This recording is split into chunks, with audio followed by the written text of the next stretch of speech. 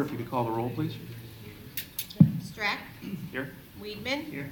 Mack. Here. LaCroix. Here. Meskel. Here. Braden. Here. That's a quorum. Let's recite the pledge.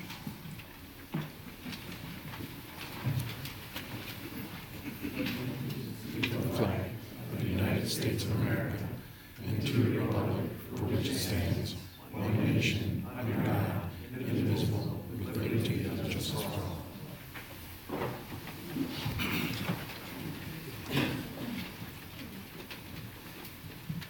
Can I have a motion to approve the taxation hearing agenda? So move. Are there any questions?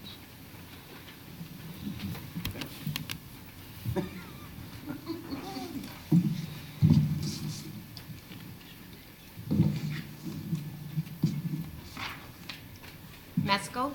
Aye. Strack. Aye. Mack. Aye. Weedman. Aye. Braden. Aye. LaCroix. Aye.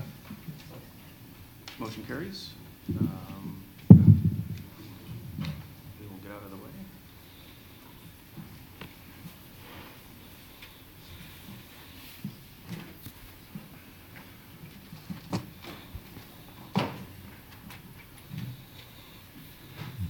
Are we able to dim a bank of lights? Might make it easier for everyone to read. Thank you.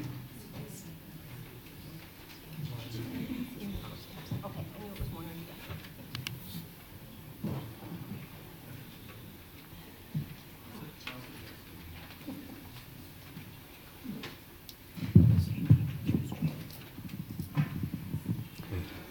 that. All right, thank you for being here, and I'm happy to present to you the 2018 tax levy.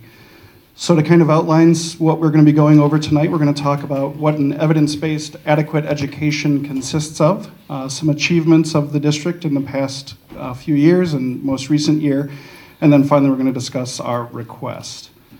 So let's start off with an evidence-based adequate education. The whole point of this tax levy is to have the funding that we need to give an adequate education for our students. And we all agree that we want a quality education for our students. But what does a quality education cost? The state of Illinois tackled this very issue. Every stakeholder had input in it. Researchers, educational professionals, community members, elected officials, every stakeholder in public education had an input in what it takes to adequately educate our students. The result was the Evidence-Based Funding for Student Success Act, signed August 31st, 2017, and this fundamentally changed the way education was funded on the state level. So I mentioned the state when addressing a local tax issue. The law provided 27 elements of a quality education, and that incorporated a variety of areas, including class sizes, gifted students, special education, English language learners, technology needs, library needs, staffing, and operations and maintenance. So every element that it takes to have a quality education for our students. The state then looks at that, takes those 27 elements, looks at what the district has in those areas, and calculates what an adequate education by federal and state law would cost. Law even factors in local elements, such as the cost of living in Lake County versus McHenry and other local factors. The result, according to all this research and all these factors, it would take District 46 $46.9 million annually to provide an adequate education for all of our students. To put that in perspective, according to the state, our local tax resources is about $29 million. So according to the state, to give an adequate education to our students, there's a gap of $17.9 million. In other words, we have 61.9% available locally to provide an adequate education. This puts us in the same tier, because they put all of the districts into different tiers. This puts us in the same tier as the poorest districts in the state, Tier 1. How do we compare to our neighbors? We've looked at 19 of our closest neighboring peers, and you'll notice we have places like Lake Forest and Libertyville, which you would understand has a much higher local adequacy amount. We have places like Woodland that are still underfunded but have substantial resources compared to Grays Lake, which is down here with North Chicago, Round Lake, and some of the other districts. So we're at 61.9. Some of these other districts are obviously doing much better than we are with local resources. So how did we get here? Why are we towards the bottom in local adequacy? Well, first, we did do a property tax reduction. In 2012, we did not levy the full amount that the law would have allowed us to. And you'll see that over time, that resulted in net savings to our taxpayers. $400,000 in the first year, and then the number slowly increases over time. As you know from the compounding effect of PTEL, if you don't levy the full amount in 1 year, the next year you can't levy off of that. So this has resulted just in the last 5 years of about $2.5 million in total savings to our taxpayers. Over the next 20 years, this will be a total savings to our taxpayers of over $33.6 million. Secondly, our tax base. Grays Lake has a high residential EAV, equalized assessed value. What that means is a lot of our property is built off of housing and other residential property values. We don't have a lot of commercial or industrial EAV. So we don't have the Gurney Mills that we can tax off of, or Great Americas or other large industrial parks that we can get tax revenue from. But it's my understanding in conversations with the board and with the community, that was a decision that the communities have wanted. We've wanted to be predominantly residential communities. We didn't want to deal with the headaches of the Gurney Mills and the Great Americas of the world. In the end, that means we have a lot of students from the residential communities, but not a big tax base to support educating them. And the best way to kind of describe that or put that in a data set is to look at our EAV per pupil. Needless to say, Lake Forest doing pretty well in terms of the amount of EAV it has per pupil. Then you look at other areas with like the Woodlands and the Gurneys and how they're doing. And then finally, again, you have the Grays Lakes and North Chicago's down towards the bottom of total EAV per pupil. So why show all this? According to the state and according to our local resources, we don't have the resources we need to adequately educate all of our students. Now, the first thing I would think of when I hear that is, does that mean we're failing? And the answer is not at all. In terms of achievements for the district, we have excelled despite the limited resources that we've had. We have very high state mandated test scores. We have PARC testing, which every school district has to do. PARC stands for Partnership for Assessment of Readiness for College and Careers. Just to be clear, I know we have a school named PARC, and we also have a test named PARC, so I'll try to remember to say PARC assessment when it comes time for the assessment in PARC school, if we're talking about the school, because, you know, school districts, we love our acronyms. But we have very high scores, and to kind of put that in perspective, again, comparing us to our local 19 peers, you would expect that we would be towards the bottom, just based off of our resources. Here's North Chicago again, towards the bottom. Instead, Grays Lake is up higher.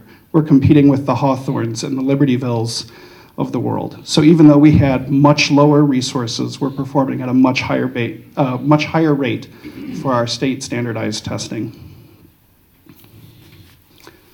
So we have the high PARC scores, and according to federal and state indicators of the quality of our schools, based on a variety of categories, not just one, this is based off of the federal Every Student Succeeds Act. Out of our 8 schools, 2 are exemplary, meaning they are in the top 10% of the state, and the other 6 are commendable, meaning they're high achieving. To put that in perspective, we're one of only 4 districts of the local 19 that have any schools in the exemplary category. And again, that's the Hawthorns, Lake Forests, and Libertyvilles of the world, as opposed to the Woodlands and Gurneys. So we've been performing wonderfully across a variety of measures.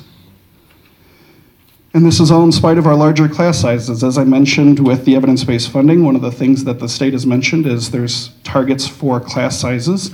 The state recommends a goal of about 15 to 20 students for grades kindergarten through 2nd grade, and 20 through 25 in grades 3 through 8. We're maintaining somewhere in the neighborhood of 25 for K2 and 30 for 3-8, and in some cases even more than that. In addition to the class sizes, we have award-winning music programs, and we have a co-curricular participation rate of 88%, which speaks volumes to the district's ability to engage our students in extracurricular activities and to succeed in those activities. This, all the while, we have seen an increase in the diversity and an increase in our students with needs in the district over the last 10 years. Right now, there are 50 different languages spoken at home for Grays Lake students. We've seen a 21.6% increase in English language learners in our classrooms. And we've seen an increase in our low-income students. In just the last 10 years alone, we have literally doubled our percentage of low-income students.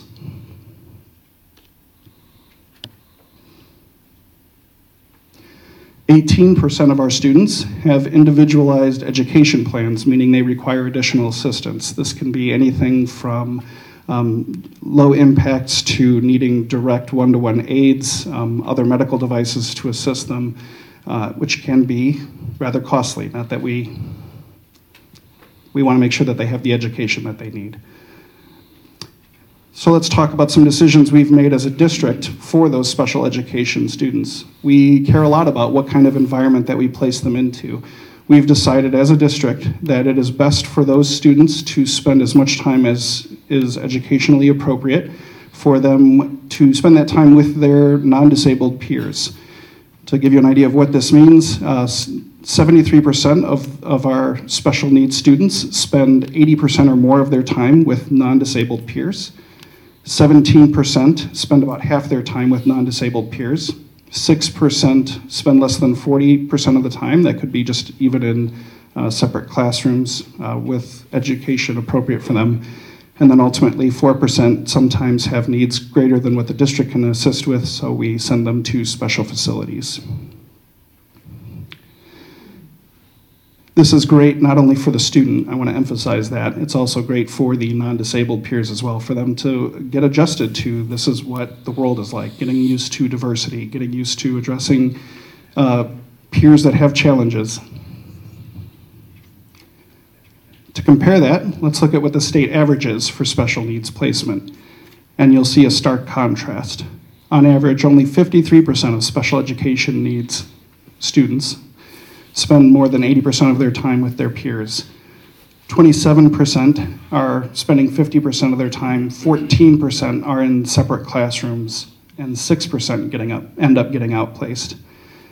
Why I thought this was so important to emphasize is I do think, again, this was a wonderful decision by the district for both the needs of the special needs student and their non-disabled peers, but it's also an economical decision as well. Let's talk beyond the classroom. What are we doing to try to find ways to save money? We're constantly investigating ways to save money. We've installed LED lighting for energy savings. We have done some heating, ventilation, and air conditioning, or HVAC system upgrades. For example, installing mini boilers in some of our schools to extend the life of the existing boilers. That resulted in $370,000 in savings. We've patched parking lots to try to extend their life instead of repaving them. That resulted in about $5.8 million in savings over the last several years. In transportation, we've done some analysis of our routes, and we were able to trim some of our routes and trim some of the excess that was there. We were able to save about $400,000, which is unheard of in Lake County. Some districts are seeing increases of 10 to 15 to even 20% in their transportation costs. So the fact that we're seeing savings is a wonderful thing. We've investigated cell phone towers. We contracted with Verizon for a tower on top of Park. That's resulted in $25,000 in annual revenue to the district. We've started solar energy production. This has resulted in $5.8 million in savings over the next 30 years to the district. We've restructured our debt to ease the burden on our community. In restructuring our debt, we've saved $6.2 million over the life of the bonds. And that's money that goes directly to the taxpayer in savings.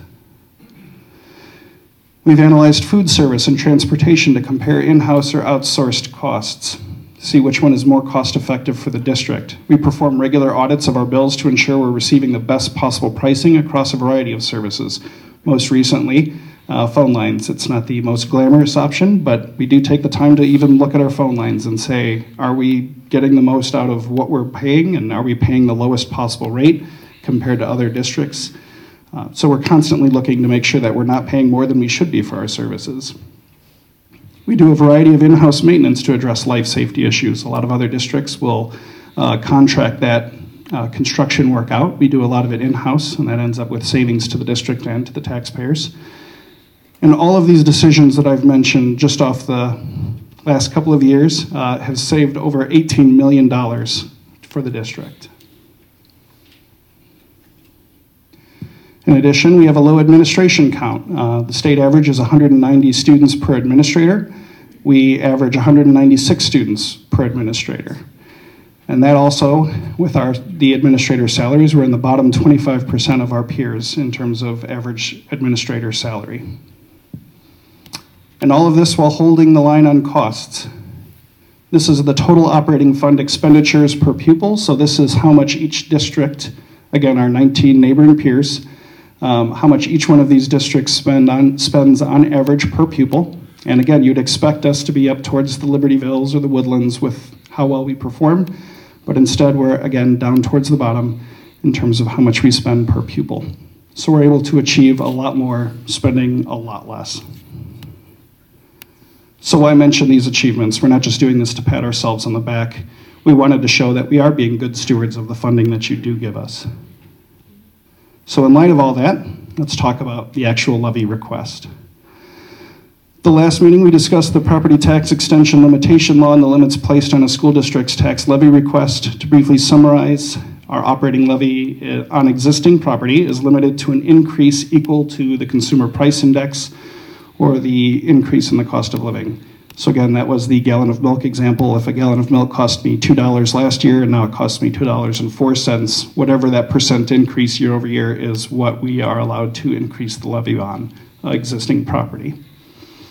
In listening to our community and our board, we've made 2 adjustments to the request that I presented last time. One of them was a reduction in the overall levy request, and one of them is the decision to apply for the property tax relief grant from the state, which you will be voting on in the board meeting after this. So a quick overview of how we get to our limiting rate. Limiting rate is calculated by the county clerk's office based upon our actual EAV, the equalized assessed value. That's again the value of the properties in the district, basically a third of the property value, new construction, and our consumer price index. So the limiting rate is prior year's capped extension increased by CPI divided by last year basically existing property without new construction. Plugging in the numbers for us, we had an extension last year of $27.8 million. CPI was 2.1%. Our taxable EAV is $707 million, but of that, $4.2 million is new property. So plugging those numbers into our rate, we have a tax rate of 4.038205%. Multiplying that percent by our total tax base, we're going to be looking at an estimated levy of $28.5 million. So based upon our budget, our needs, and all the legal requirements, we are requesting the approval of a tax levy for $28.95 million. So the difference between 2017 and 2018, that's a 3.99% request. However, we're anticipating it will be a 2.71% increase. That 2.71 is 2.1 for CPI, and then any new property is the additional beyond that. You'll note that our previous request was 4.87. We've reduced it to 3.99, so it's a 0.88 reduction. Now our taxable EAV, just to show you the history of this, in 2017 it was $659 million. It's increased to $703 million for existing property, so we've seen a net increase of $44 million. Last year we saw $1.3 million in new construction. This year we're anticipating a $4.2 million in new construction. So overall, thanks to increasing EAV and new construction, we're actually seeing an overall reduction in the tax rate of about 0.18%.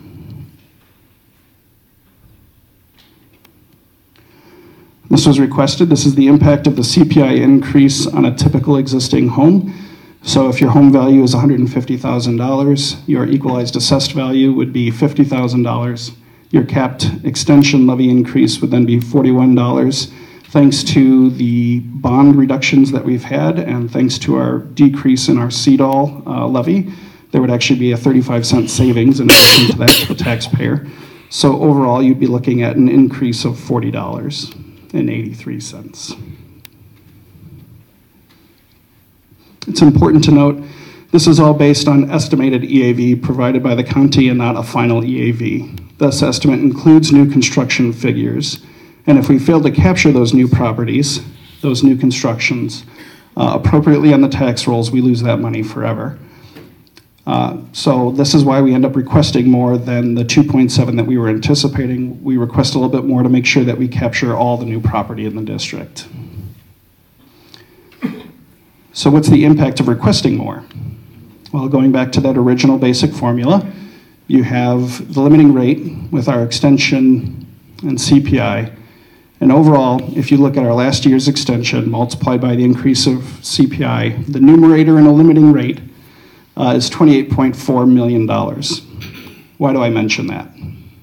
No matter what happens with existing property values, whether they go up or go down from the county assessment office, and no matter what I request from the county, the district can never receive more than that $28.4 million from existing property. So the percentage increase that we request is never about the existing property. So why request more then? Again, that limiting rate above is applied to new properties. And just to show an example of what happens if you don't levy for more than what you anticipate, existing property, this is that $703 million we talked about. There's the limiting rate, and here's the total taxes that we mentioned, the $28.4 million. New construction example A, this is the 4.2 that the county says they're anticipating that we'll have come on the tax rolls this year, and that's how we got to that $28.58 million. If the county is wrong, which we're human, we make mistakes, but there's also things like occupancy permits that get issued in November, which is after we get our estimates. If they issue new occupancy permits, let's say it's $1 million in the other direction, we have a whole new subdivision that comes up in November and December. If we don't levy for more than that 28.5 that we request, we'd be losing out on $40,000 of revenue, which in some cases is a first-year teacher in a classroom. The other thing is if they're wrong in the other direction, let's say that they overestimated new property that was coming into the district, that would reduce our total taxes to $28.54 million. And they would automatically do those calculations for us based upon whatever happens with the EAV and new construction. So that's why a district always asks for more. It's to try to capture whatever might come on the property rolls for new construction. But why? Why is it important for us to capture new property? Of that estimated 4.2 million, 89% of it is residential. And that means more students with less resources to educate them. But what else are we doing to help property taxes? We have property tax relief grant that the state has provided this year. Part of the evidence-based funding model was if the state funds more than $300 million in additional funding to schools, anything over $300 million goes towards something called the Property Tax Relief Grant. And that funding goes towards districts that apply with the highest tax rates. Our district, pending your vote tonight, is going to be applying for that grant. That could help reduce our levy by up to $4.2 million. Now the process, how it works from the state, is we file our normal levy. We submit our application, which, if the board approves it tonight, will be submitted tomorrow, not January 7th, but the deadline to apply is January 7th. The state then notifies recipients by January 31st of who won and who did not win and the amounts that they won. And if we won at that point, we would then reduce our levy by a resolution in February. And just to be clear, we have been in contact with our lawyers, the county, and the state, since this is a brand new process for everybody. to make sure that we're doing everything we can to understand the grant and to win it. So in conclusion, according to state law, district lacks the financial resources to provide an adequate education. However, we've done some wonderful things and we've achieved some wonderful things with our limited resources, and we're still always looking for ways to make more savings for the district. And in the end, our levy request is just trying to ensure that we provide the adequate education state law and research says will help our students succeed in the years to come. Thank you.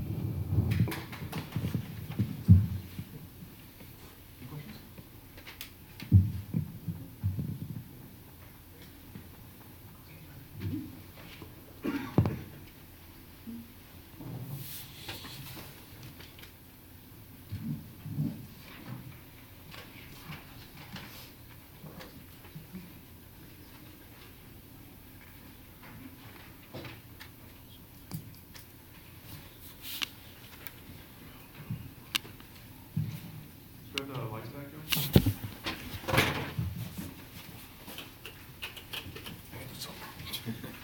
Thanks.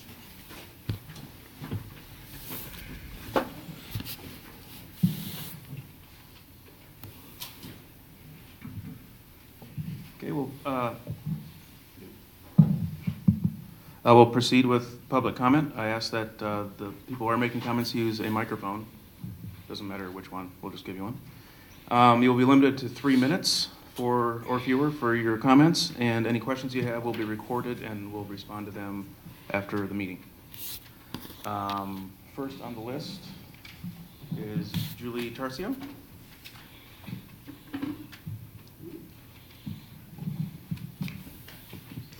Thank you. Hi, I am a Grace Lake resident. I'm in the Heritage area.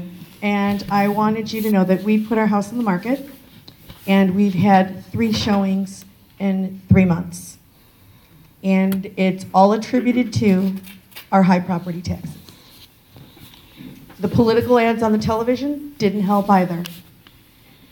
Basically, I have spoken to my realtor, and she said that she's actually lost 3 deals.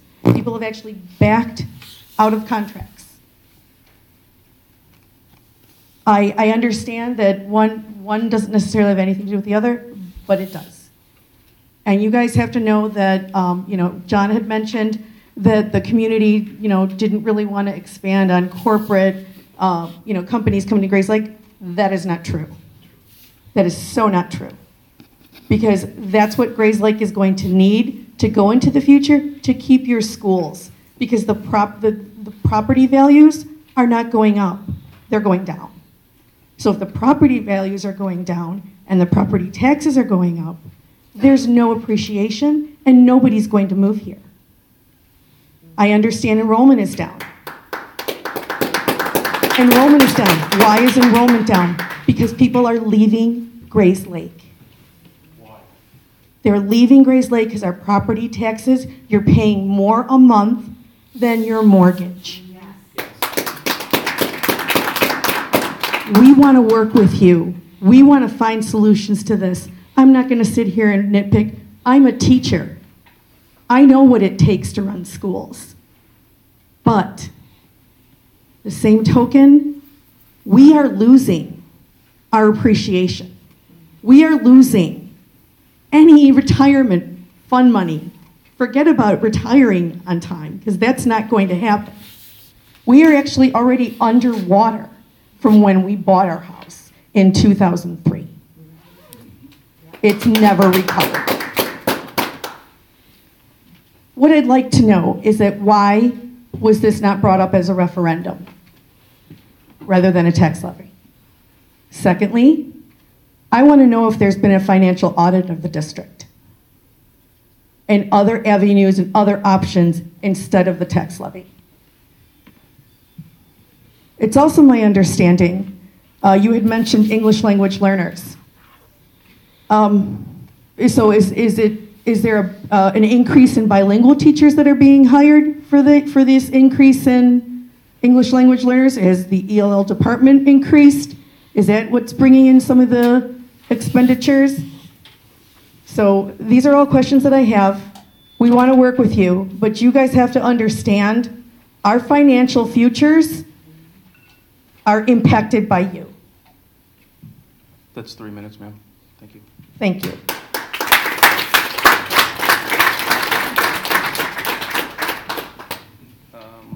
Thank you.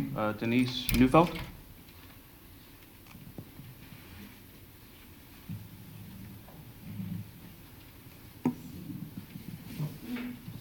Hi, I'm Denise Neufeld. I was here last time. I'm with Carolina North. We're an active adult over 55 community.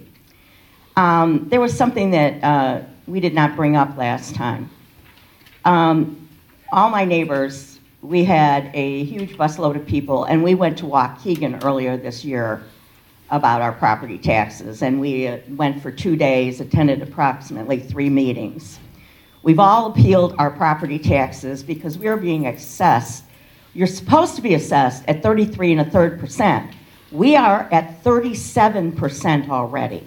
37. So now I got my tax appeal came through, and I'm going to go back to last year. I'm still over 33 1/3%, which is really unlawful. So then what happens? The high school comes along and says 2.75%. We all come, we all talk to them about it. We talk about the fact that the grade school attendance is down, and so therefore their attendance is down, and it's not going to change because of the taxes. The minute we walk out the room, they vote for it. Okay, you guys didn't do that. You waited a couple of weeks. So here's the thing. So that's 2.75%, and today is going to be somewhere around 4%. I am right back to where I was before my appeal. Right back. And I am over 33 1/3%. I don't know how you guys can justify that. Now, I was really thankful that you talked about some of the things you've done to cut expenditures. I really was. But if attendance is down, you didn't talk about, are there less teachers? Are there less administrators? You talked about light bulbs, which is good. But I'm saying that I'm with her. There's some kind of audit needs to be done. Something needs to be looked at. It's very easy. If you guys would go and do 5% because you want to do more, then it would have to be a referendum, and then we would vote you down. I don't think you're doing enough. I'm really sorry. Your presentation was very nice, and I know you put a lot of work into it, but it was kind of confusing. The tier 1, and then all of a sudden, but we're doing great, but we still need money, and I still don't know why you need more money. I don't understand why you need more money. And I'm good with numbers. I've got an MBA. I'm not stupid. But you didn't make your case for me. And it's all I'm saying is I'm with her, people are not going to move in here. They are not. They're moving out. And if you guys all have enough money to pay these taxes, good for you. That's 3 then minutes, put up ma'am. some extra money. But I'm just saying, this is horrible.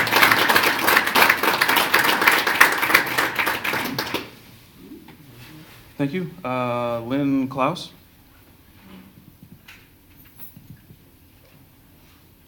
Thank you for letting us talk, and forgive me, I don't do these things very well. I do have a quick question. If I don't use all of my 3 minutes, can I defer them to someone else? No, we'll just Okay, thank you. First, I want to commend this school for their achievements. It shows that dollars is not what drives education. It's not the only thing that makes education great. It's a great school, which is wonderful that you have one. My children went here, all 3 of them. I'm sorry, I get a little flustered. You should be an example to the surrounding schools that are spending more than you are. And you should be touting that in this community instead of saying, oh, well, we need more dollars because someone else has more dollars. I've lived here 37 years.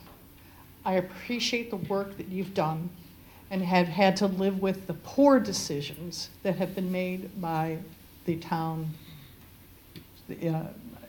forgive me, the town decisions and what made this a bedroom community instead of a flourishing community that it should have been. My husband and I have reached Social Security age, and we are now on Social Security. I cannot afford $9,000 in property taxes I have now. I don't know where additional money is going to come from. I don't know if I'm going to be able to sell my home. You're talking about levying taxes on new construction. Who's going to come? Who's going to come? I understand you want to capture dollars. You need to go back, and everyone, every community needs to go back to the basics and start looking at what education is. You're doing it without the money that Libertyville is and what Lake Forest is. What wonderful numbers you have. I just don't understand why the answer is always more money.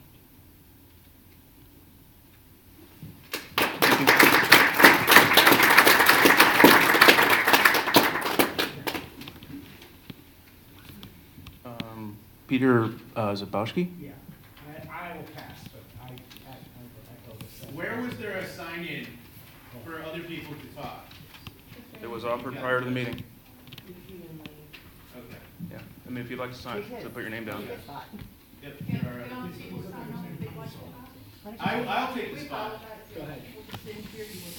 Well, need to, if you could write your name down and Absolutely. email so we can reach you. Thank you. I'm going to sit here. My name is James Zahn. I have two little girls that go to school in this district. Mr. Murray, their principal, hanging out back there. We moved here 9 years ago, specifically for the school district. And because the property was affordable to us, taxes were affordable. And as many people in this room have seen, that is simply no longer the case. Our neighborhood has essentially flipped. The for sale signs are popping up like weeds. I would say our neighborhood is 50% flipped in the last 3 years. The taxes are a huge part of it. Fortunately for us, we're on the lower end of where a lot of you are. But at the same time, it is very troubling because what these statistics prove to us is that we can do more with less. And just because one district has more, that doesn't mean that they're going to find that same level of success. There are different areas from having children that are in the schools that I see that I think are wastes of money, like the new one-to-one technology program, that there was basically nothing said about until we find out our kids are all getting Chromebooks. But nobody was asked about it. None of the parents that we've talked to had any idea this was going on and had been passed. If we want our kids to have computers, we'll get them computers. Last year it was iPads.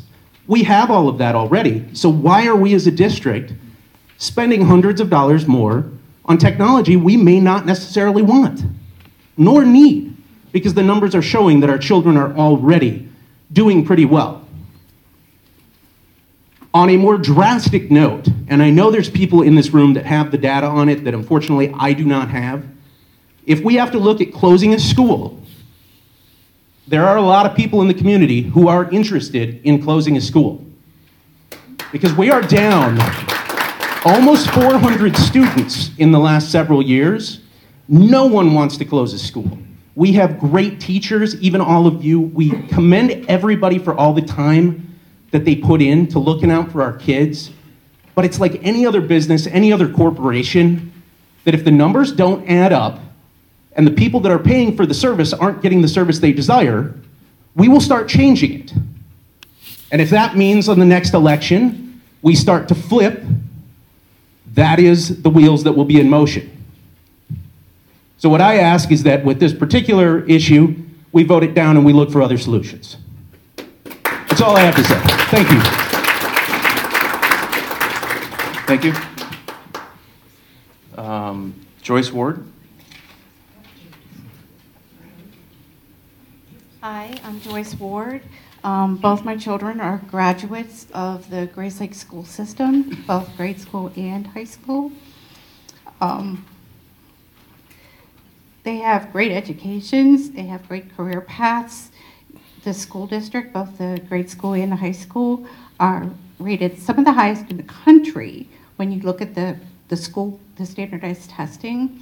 So the school districts are doing a great job, but we can't afford this.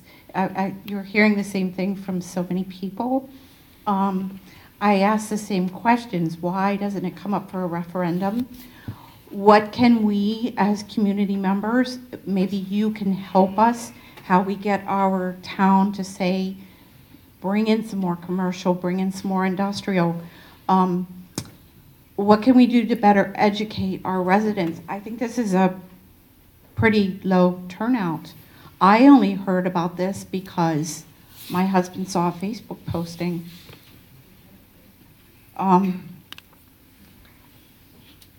I don't have suggestions on how you get the word out to the community about the things that you want to do and the things that you need to do. I echo the same thing, that you're doing a phenomenal job with less money than some of the other school districts, that you're outperforming. And the same thing, we need to continue to do that. If we're down 400 students in our district, we do need to close a school. That shouldn't even be a question. Everybody's going to say, not my school, not my school. But at the end of the day, we have to do it. We run a business. We don't have the revenue. You have to cut costs someplace, and we have to operate that same way. I don't think I'd want your job. I can't imagine how difficult it is. But at the same time, our property taxes go up, our housing values are going to go down, people are going to leave as soon as they can. In my neighborhood, people right next to me and people 2 houses behind me are gone because they reach the age where retirement's here, and they're lucky they got out when their houses were okay, but it's not going to continue to happen. And I think you're going to see a bigger exodus as you see. Maybe your enrollment is the dropping in enrollment is a combination of your retirees leaving and your younger family is not moving in. But we have to do something different. Thank you.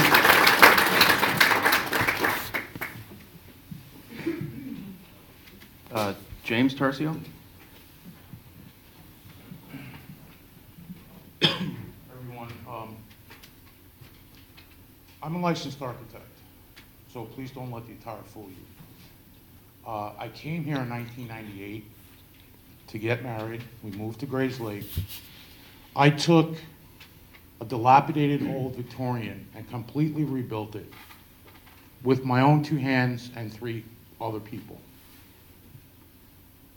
In the last 4 years, our taxes and insurance have overrun our principal and interest on the mortgage.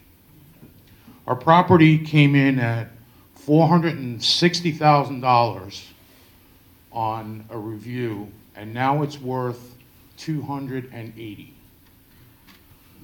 So when my wife said we're underwater, yeah, we're drowning. I came here in '98, I started working in schools. I actually participated in the design and the construction of the high school classroom and auditorium addition back in 2004, I believe.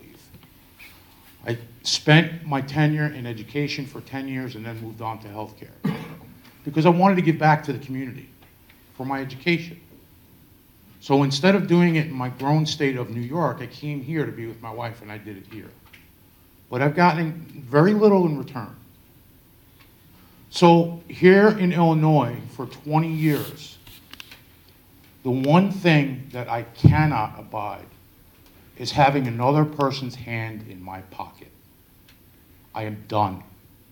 I'm finished. I'm leaving. And I'm taking my profession with me. This is what's happening across the entire community because you're perpetuating a downward spiral. Do something else. Find the money somewhere else. The homeowners can no longer afford it. You've done amicable things, commendable things, but it's not enough. If I have to choose between buying medication for my wife or paying my property taxes, what decision do you think I'll make? That's why we're leaving. You guys need to do something else. LED light bulbs, it's only a half measure. I see lots of fluorescent tubes in this building. You need to find other ways to make and save the money. That's all I have to say. Thank you.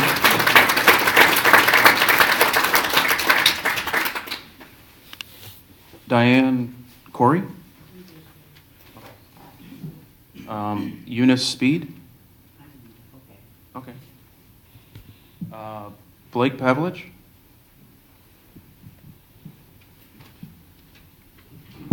Hi. Thanks for the presentation, and thank you for letting all of us speak. We do appreciate it. I moved to Grays Lake 5 years ago with my wife, who has lived here her entire life for over 30 years and was born and raised here in Grays Lake. We have 2 young children, 4 and 1.5, and at this point, after living here for 5 years, we are looking at moving because the taxes are too high. I think you guys have taken enough bombardment from everybody else. I have one request. There was a note on your presentation that said you were going to save $5.8 million over 30 years for your solar photovoltaics that are basically being put on every school, correct? Okay. I would request the district submit the bids for what that cost was for the panels, the installation, the racking system, and I'd also like to know how you guys are harvesting that energy and what you're doing with it. Because if you're only saving $200,000 a year and you spent $10 million, then you've wasted our money.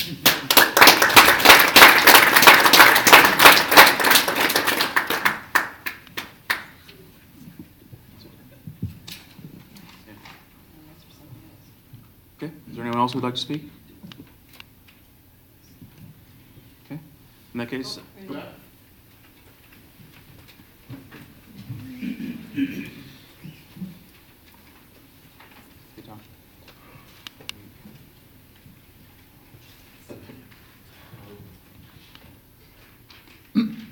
So I appreciate the presentation. My name is Jerry Stiles.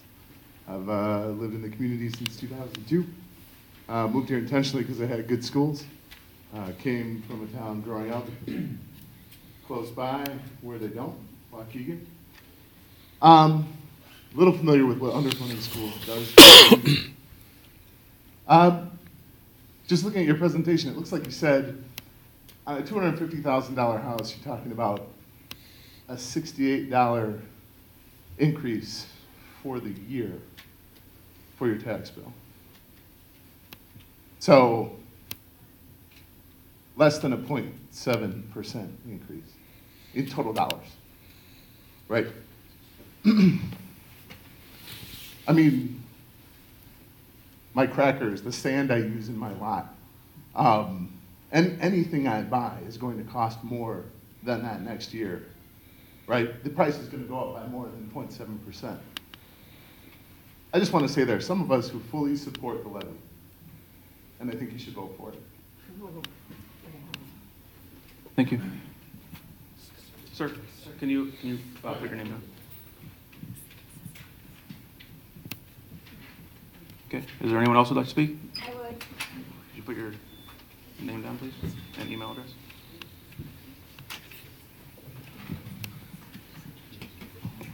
Hello, I'm Mary Lavin Johnson. I live in the Preserves. We moved there in 2004. We've lost over $100,000 in the value of our home, and our income tax has gone up 59%. So, do you think I make 59% more? No, we haven't made more. How do you think that we're going to continue to survive, even as working parents, to continue to afford these homes? As my husband and I just said, we can't afford it anymore. As you indicated, our taxes are more than our mortgage. How is that going to add any value to our life? It's not. How is it going to add value to our children's life in the future? It's not. This has to stop. It has to stop. If it's $65 here or there, it starts to add up to be 60% increase. How is that reasonable? You tell me. Thank you. Is there anyone else? Sir? is Mike Daly. We moved here in 1998, so I've had 4 kids go through at least the high school. The reason we moved here because the taxes were a little more than Gurnee, but the houses were a little bit less 20 years ago. Great experience here. We love the town, but we moved in. I paid $240,000 for the house. We live in Herring Farms. $240,000. That was my max at the time. Felt great about it. Taxes were $5,000, which were a lot, we thought then. I told my wife if it ever goes up to, sorry, I'm not talking, if it ever goes up to $8,000, we're leaving. Got to $8,000, now I've got 2 kids in high school. What do I do? Okay? So in the meantime, now fast forward, been there for 20 years. Kids are all out of the house, all through college now. We're at almost $14,000 on a house that I'd be lucky to get $300,000 for. It's ridiculous. So if we have to walk away, not make anything in the house, that's what we're going to do. My neighbor's in the midst of doing the same thing. He had a guy across the street that just sold his house for $289,000. He paid $335,000 about 5 years ago. It's crazy. So I know you're hearing the same story. You probably all live in the district, so you're paying the same type of taxes, but I hear $9,000. No offense, I'd be happy to be paying $9,000 right now. Me too. And just to give you an example, my brother lives in Glenview in about $1 million house, pays $17,000 in taxes. So he's paying $3,000 more than me, but his house is worth 3 times more. So I know it's not all your fault that we've gotten to this point, but enough's enough. We're getting taxed to death. I mean, it's starting to sound like Illinois, Chicago. So if I leave, I'm getting out. Getting out of Illinois, I'm getting out. I grew up in Chicago, moved out here because of the suburbs and everything, and like I said, love it out here, but can't afford the taxes. Thank you. Thank you.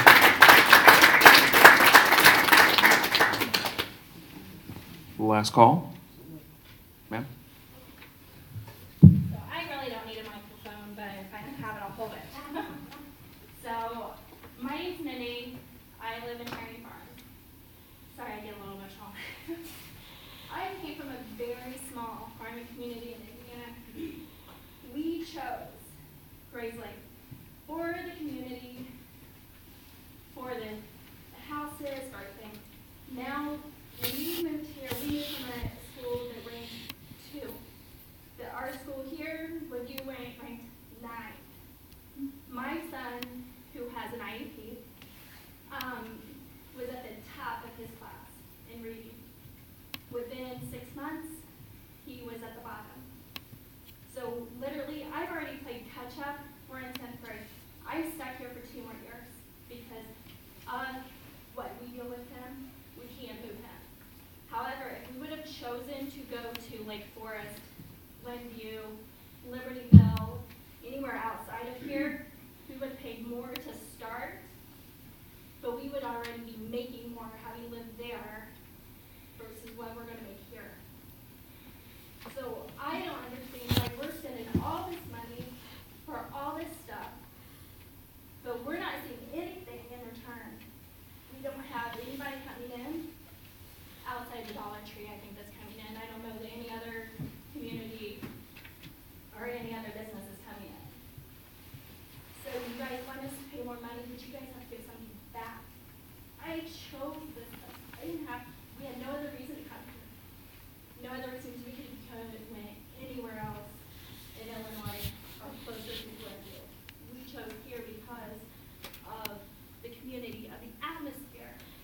And that's what I love about it, and that's what I would hate. I have a mama tribe, I'm sure everybody else, like women, we all have our tribe here. I don't want to leave them, but I'm willing to. And I'm willing to do that because we have to live, we have to be able to give our children what we didn't have, and that's the main thing. Education, yeah, it's great, but it's not the best. I don't think what we pay our kids get what they deserve. So why should we give more money if they're not going to get what they deserve? Not saying anything about our teachers. Our teachers are great. I love them. I work in the school. But you can't tell me that the money that we're giving, we're seeing any of that back in our classrooms. That's what I have to say. Thank you.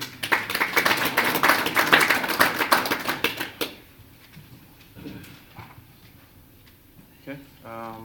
If I could have a motion to adjourn the truth and taxation hearing? Okay.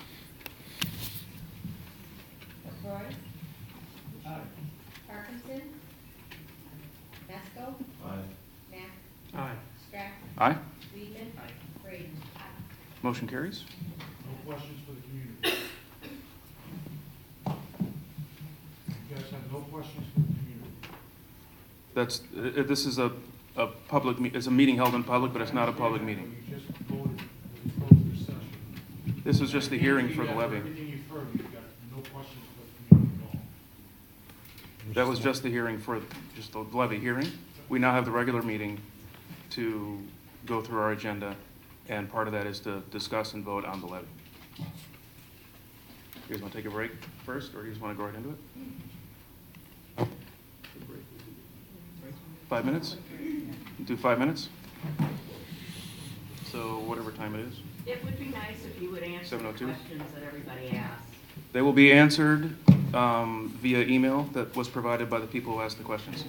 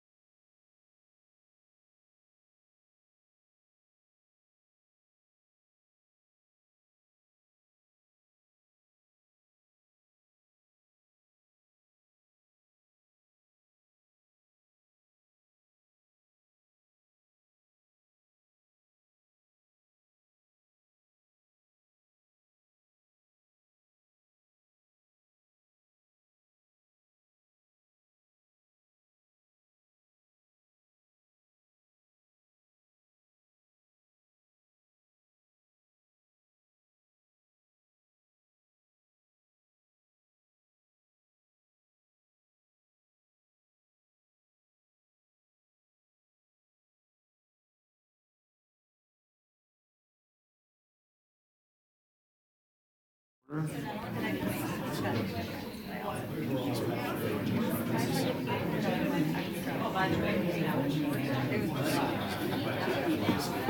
to middle, but still.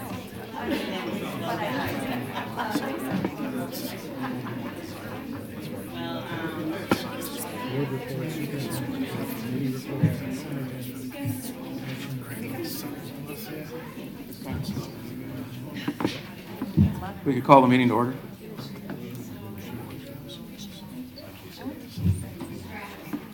Here?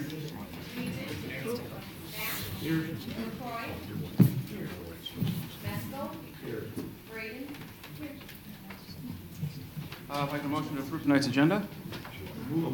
Second. Braden. LaCroy. Aye. Strack. Aye. Mesco. Aye. Mack. Aye. Weedman. Aye. Motion carries. We do have another opportunity for public comments. If anyone would like to say anything, we would need you to, again, write your name and email address down. Sir?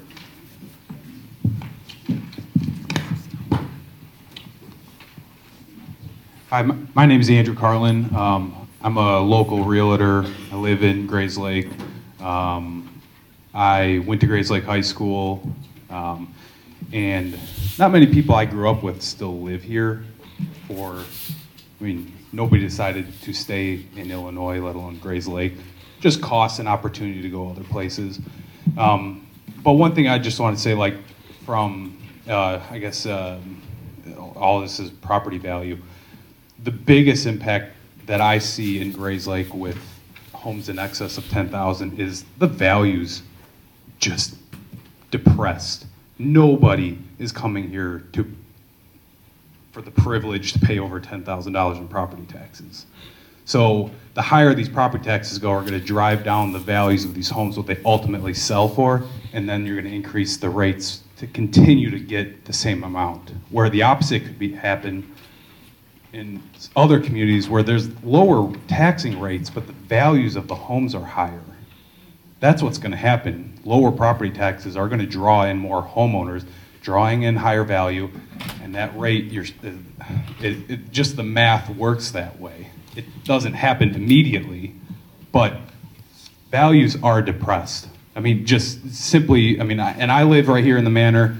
I'm not paying crazy property taxes. I've got a smaller home, a starter home. I've got a 4-week-old, and she'll go to Grays Lake schools if we stick around here. But I can tell you that nobody is coming here because they're excited to pay $10,000 in property tax. But if you ask anybody, they love Grays Lake. They love living here. They love the community. My stepdad and my grandma still lives on Harding, or my grandma does. My stepdad grew up there, old-time Grays Laker. They'd love to live in Grays Lake. They still call themselves Grays Lakers. They live in Lake Villa. But it's just not possible for the average person to come here. Not everybody's making $100,000, $200,000 a year to be paying that in property taxes. So that's, from an insider perspective on value, that's a huge impact on why people aren't coming here. They'd rather go to unincorporated area, Ingleside, or whatever it may be, or get a lower priced home in Round Lake and homeschool their kids or send them to private school. What about foreclosure? Are you seeing foreclosures? Not so much yet, but I'm just seeing prices very much decrease, especially with the values have come up so much recently, and then the property taxes, that the rate that they're at right now, have gone up. Where I look at my house historically, we're like $4,500 in property taxes. That's 3 minutes, sir. Thank you, though. Now they're 6. If you could give us your name. Technology.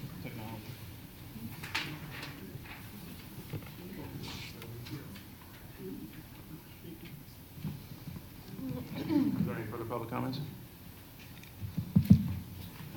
Okay. Then we'll move on to board reports.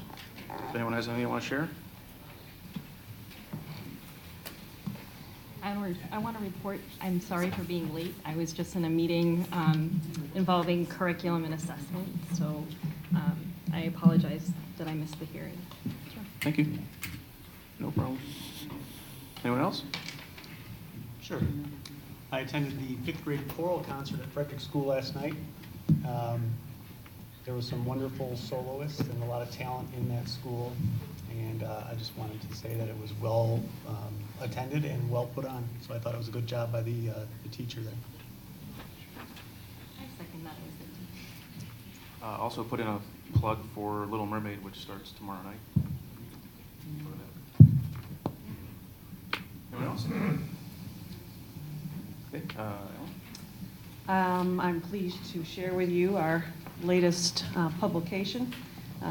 You'll see our goals and our diversity goals and just talking about different parts of our district. Leslie did a phenomenal job with this. Thank you, Leslie.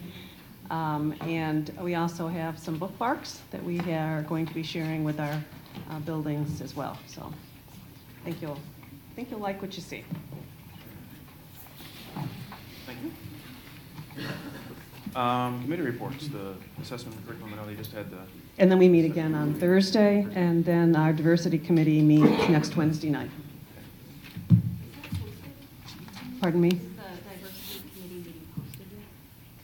I sent it out. Okay.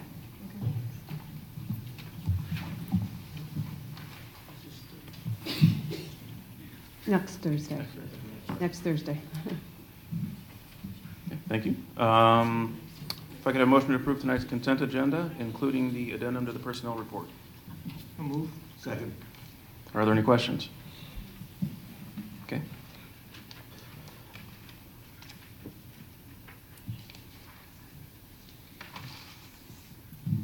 Braden. Aye. Parkinson. Aye. LaCroy. Aye. Strack. Aye. Mesco. Aye. Mack. Aye. Weedman. Aye. Motion carries. Moving on to our action items. If I could have a motion to approve the 2018 tax levy as presented, including the resolution regarding amounts necessary to be levied for the year 2018, the resolution to levy certain special taxes for special education district IMRF purposes, the resolution to levy working cash tax, the resolution to levy special education tax, and the resolution publication truth and taxation notice. Move. Second. Are there any questions? Okay. Weedman. Aye. Mesco. Aye. Mack. Aye. Parkinson. Aye. Braden. Aye. LaCroy. Aye. Strack. Aye. Motion carries. Next, if I could have a motion to approve the application for the property tax relief grant. So move. Second. Any questions? Okay. I have a question. Yeah. Do we have any indication of what our chances are? I don't think unless we know the pool of applicants, how we would know that. So the way it's ranked, So the way that the taxes are ranked is on a unit equivalent basis, and then the determination on what the cutoff is depending upon who all applies. So that's why we don't quite know what our chances are currently. On the list as it stands right now, we rank 156th for property taxes in terms of the rate compared to the rest of the state. And January 31st is our notification date? Correct. That's when they'll let all the districts know what the cutoff was, if we won the award, and how much we would receive at that point. Thank you. Thank you, Jeff. Anyone else? Okay. LaCroy. Aye. Braden. Aye. Strack. Aye. Parkinson. Aye. Mack. Aye. Weedman. Mesco. Aye. Motion carries. And then finally, if I could have a motion to approve the 2018-2019 certified and PSRP seniority lists. Move. Second. Any questions? This is something that we do every year. At this time, right? Strack. Aye. Mack. Aye. Braden. Aye. LaCroy. Aye. Parkinson. Aye. Mesco. Aye. Weedman. Aye. Motion carries. Moving on to unfinished business, update on the solar project. Assuming there have been delays based on the weather. There have been delays, but it's amazing that they, at GMS, they're up there. I was talking to a couple of the guys today, and they're, it's cold, but they're up there and they're still working, moving ahead. Middle school, they have, we're working now on the east side of the school over the offices. And the attachments are complete over the east side classroom hallway that runs north and south, but they were putting up the panels today when I was over there. The park is about 60% complete. The weather station computer communication work is about 50%. Prairie View, all work is complete. The system is energized. They have a couple other things to fix, but they are they're ready to go. And Frederick will go live on Monday. They finished everything up on December. Really? So, yeah, so we're getting there. Great. And the tech rollout? Right, so we're also with the solar there, we're going to have training in January 28th, I believe it is. 29th. Thank you, Tom. I knew it was one of those 2 days. We were supposed to do it on the snow day, but they're going to do it on the 29th. What this is materials and ideas given to us by the contractors so that teachers can actually teach items about solar energy in the classroom. As a retired teacher, you look out the window and you see the solar panels, and I think that'd be a great motivator for kids to learn how they work and possibly how it might affect their houses down the road. So that's what that is, January 29th. You can get ideas about using instruction on solar panels in the classroom. Okay. Thank you. The technology rollout? Sure, and just to clarify, the money that we received from the state for our technology purchase, we have to spend that money on one of those 27 items. Mm-hmm. We can't spend it on anything else, and we chose to do the one-to-one.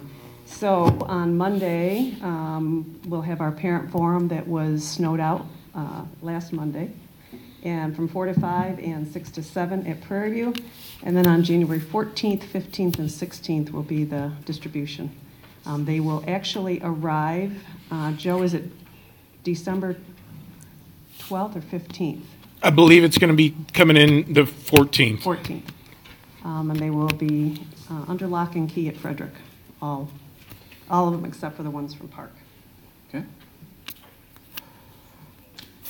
Any questions? We don't have any new business. Topics for future agenda items? I guess we don't have. Pressing right now, anyway. Do we have any contracts coming up? No. The only contract we will have is the CDOL contract, which is we just got the information today. So we'll be looking at that. Heather and John and I will be looking at that soon. Anything else? Pardon me? Registration fee, so that we should be, in January we should do that, yes. And technology fees. Right. If we do anything like that. I don't think we'll have anything for a new superintendent contract to do by then. By the January meeting? Probably not. Okay. I mean, it's possible, but okay. I'd be surprised. Okay. Anything else? Okay. We have one last opportunity for public comment, if anyone would like to contribute further. Can I ask a quick question? Will that presentation that you gave on the tax levy be published somewhere? It's in the board packet, and it'll be online in the board packet. Mm-hmm. Yep. It'll be on our website. If you go into board. Go to board meetings and today's meeting, and then it'll have a link for the packet. And when does that get put on? Tomorrow. Well, Tomorrow. I'll send it to Leslie and she'll put it out there. Okay. Then if I could have motion to enter into closed session pursuant to the sections of the Open Meetings Act listed in the agenda. Second. Any questions? LaCroix? Aye. Parkinson? Aye. Meskell? Aye. Mack? Aye. Strack? Aye. Weedman? Braden? Aye.